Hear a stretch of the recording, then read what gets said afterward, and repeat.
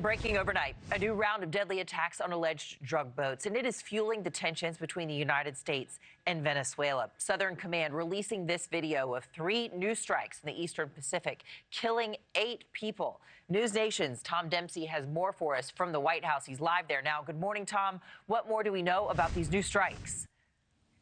Hey, Anna, good morning from the White House. Well, U.S. Southern Command saying that these strikes all took place in the Eastern Pacific Ocean as part of Operation Southern Spear, and video of the strikes was actually released overnight. According to U.S. Southern Command, the strikes hit boats allegedly run by designated terrorist organizations in international waters.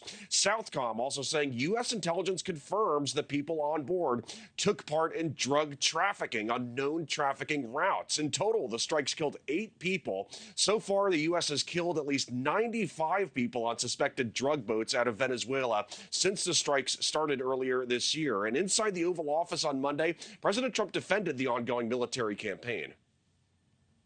I have to say the drugs coming in by sea are down 94%. And we're trying to figure out who the other 6% are. But they're down 94%, and we're going to start hitting them on land, which is a lot easier to do, frankly.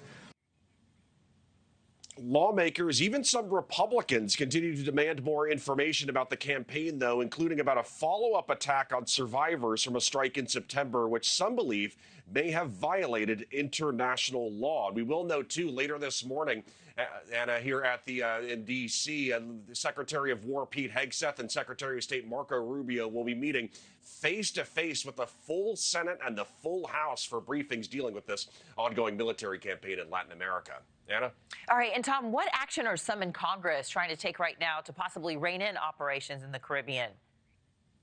Yeah, so the big thing, like I said, is that lawmakers really want more answers and information coming in from the Trump administration justifying these ongoing military strikes. And there's actually a proposal circulating right now with over 30 co-sponsors from both sides of the aisle. It's a war powers resolution, and it would require congressional approval for any further action in Latin America dealing with Venezuela and drug trafficking. But right now it faces an uncertain road ahead as to whether or not that will see a vote in front of the full House. Anna? Yeah, many looking for transparency here. Tom, thank you so much. Thank you for watching. Subscribe below and download our NewsNation app right now on your phone, and you will get fact-based, unbiased news for all Americans.